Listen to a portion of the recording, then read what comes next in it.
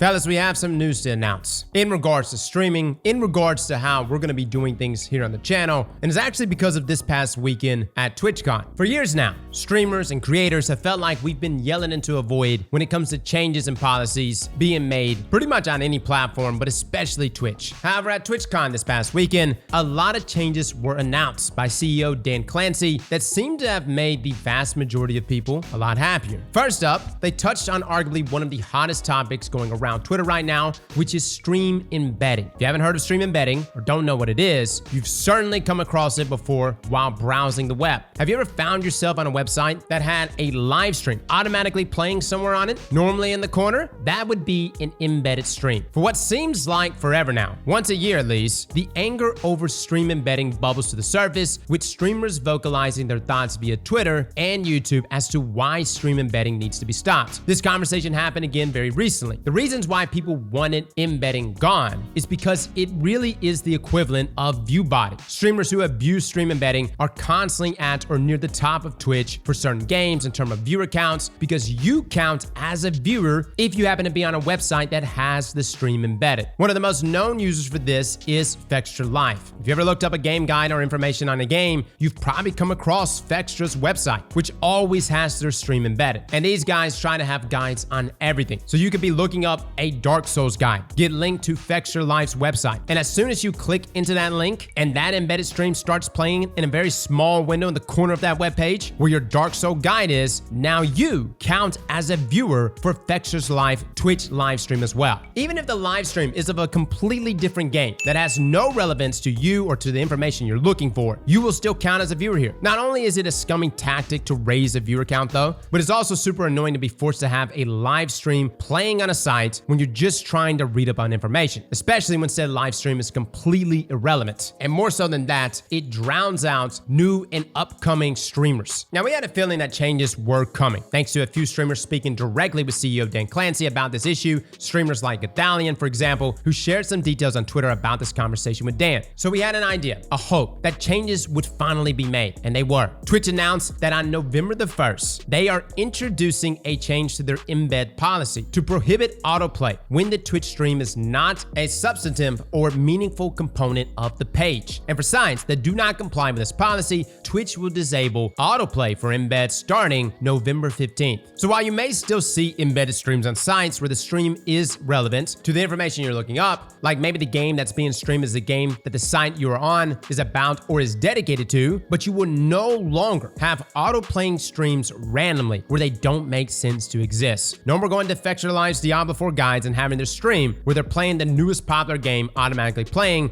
and forcing you to be a viewer. I think all around this is a great change because, again, advertisers are looking for conversions, meaning what is the likelihood that you are going to press that advertisement or go on to look for that product that is being advertised to you. And there is a rate for that. And ultimately what ends up happening is when you have someone like Fextra with 20,000 viewers, but only 2,000 of them are legitimate viewers, if not less, and the rest of them are coming from embedded streams, the conversion rate is going to plummet naturally. And what this results in is everyone, and I mean everyone on the platform, suffering because of this. Ad rates drop, so the natural reaction for most streamers is to what? Increase ads, that being the frequency of ads. So long story short, guys, what we hope from this change is that ultimately embedded streams will die. Secondly, because conversion rates on ad rates are going to be higher, the frequency of ads will be less, unless of course everybody becomes greedy assholes. But believe me, guys, we really don't want to make your viewing experience on Twitch bad. Hitting you with an ad every 5 minutes is not a good experience. But hopefully with these changes, not only could streamers dial back on the frequency of ads, but simultaneously when looking at the directory, you won't have one guy that's sitting at the top constantly with their embedded stream, soaking up views, even organic views, because players think that they're joining a stream with a robust chat, all enjoying an experience. 9 times out of 10, if you watch Fextra Live streams, the experience is pretty much dead. Literally nobody talking. That's because everyone is on websites unrelated to that stream and simply being counted as an embedded viewer. So again, this is definitely something that just mainly affects streamers and content creators, but it is a ripple effect that I feel like everyone will benefit from. Now, not only did Twitch do away with stream embedding, but they decided to update their simulcast policy. Previously, Twitch's old simulcast policy read, when you are streaming live on Twitch services, you you may not simulcastly live stream or broadcast on any other Twitch live service, meaning any web-based network, platform, or service that supports live streaming of user-generated content without advanced written permission from Twitch. So for clarity, you may simulcast on mobile-first services that support live streaming. So basically, this locked almost all creators into one single platform, that being Twitch, and restricted their ability to broaden their reach, following, and earnings. Now, on August 24th of this year, Ninja became the first streamer to receive the written permission from Twitch outlined in their old simulcasting policy, which I believe got the ball rolling with regards to Twitch completely reworking their existing policy. I noticed Ninja is multi-streaming now, or has been for a little while.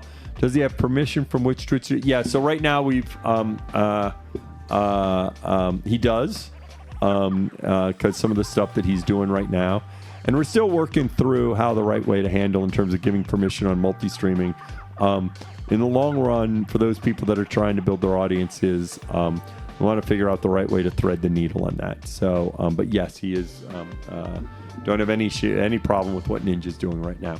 In fact, that very month, Twitch introduced a minor update, which allowed simulcasting on mobile services such as TikTok and Instagram. And this was a small step in the right direction, but a lot of creators were still looking for that ability to stream to other larger platforms as well. The fact that they began making these changes, though, leads us to believe they were already on track to allow simulcasting, but just needed a little time to figure out what exactly that looked like for Twitch. Now, finally, this weekend, they updated their simulcasting policy, stating, in line with a coming change to our terms of service, we are now allowing you to simulcast on any service. We believe in giving you the freedom to simultaneously stream on other services, but we also want to ensure that the Twitch user experience is not compromised. To that end, the following guidelines have been established. Number one, you ensure that the quality of Twitch users' experience of your simulcast is, at a minimum, no less than the experience on other platforms or services, including by your engagement with the Twitch community, for example, via chat. Number two, you should not provide links or otherwise direct your community to leave Twitch for your simulcasts on other services, because we value the community on Twitch and the integral role community engagement plays for all Twitch users. And number three, you do not use third-party services that combine activity from other platforms or services on your Twitch stream during your simulcast, such as merging chat or other features, to ensure the Twitch community is included in the entirety of the experience of your live stream. Now, what does this mean for us, guys? I hate that when we watch a trailer, I can't experience this with you guys. When we're watching Bungie reveal the final shape, when we're going into the new seasonal stuff, when we have a day one raid. For years now, we've been locked to Twitch, and I've actually been flagged once on this. I was actually told a long time ago that if I decided to stream to YouTube one more time, that I would get banned from Twitch. Now again, that was based on the old policies. Now though, we will have the ability to stream to multiple platforms, and that means here, guys, I will be able to stream not only to Twitch, but to YouTube. Now I gotta buy a couple more monitors. It's gonna be a little crazy and hectic. I'm actually thinking about bringing someone in who will literally sit there and read chat, feeding us information while we're gaming, because I hate ignoring you guys, but sometimes we're in the midst of GMs and other things. It's hard going through chat, much less two chats. But there are experiences over here that I want to bring to you guys, the live experience that I know some of you don't want to go to Twitch for. Now, what I would probably do here on YouTube is not allow those VODs to be watchable after the live stream is up. I still want the content on the channel to be mainly edited videos. We enjoy our live cuts. We enjoy actually breaking down patch notes and TWABs, doing deep dive reviews and build guides. I still want that to be the focus here. But I think on big days, whether that's reset days or the beginning of a new season or launch of an annual expansion, I think that's an experience I would love to share with you guys again. Let me know in the comments below, though, how you would feel if we live stream over here. Is this something you would want to see? And again, I don't want to bloat your sub feed. I don't want you to be hit with a number of live streams that are watchable after we go offline. I'm going to make sure they go private so that you guys won't be in a scenario where it's like, dude, this guy's got like 6 uploads in a single day. Especially like the launch of the new season or annual expansions, we're constantly putting out videos. So the last thing I want to do is bloat your sub feed, not only with the edited content we're putting out, but also the live stream, right? But I genuinely want to know from you guys, would you like a live stream from us? And what is the cadence that you would like? This is definitely something I'm going to be speaking with the team about, guys. We'll be setting up a schedule purely based on your comments down below. And we'll probably even put up a poll too within our community feed just to see where everyone is at. Overall, amazing changes here on the Twitch side of things. I never thought I would see this day come, but I'm happy that that it's happening. Fellas and ladies, thank you all for coming and watching, and as always, slap that like button like your mama told you right.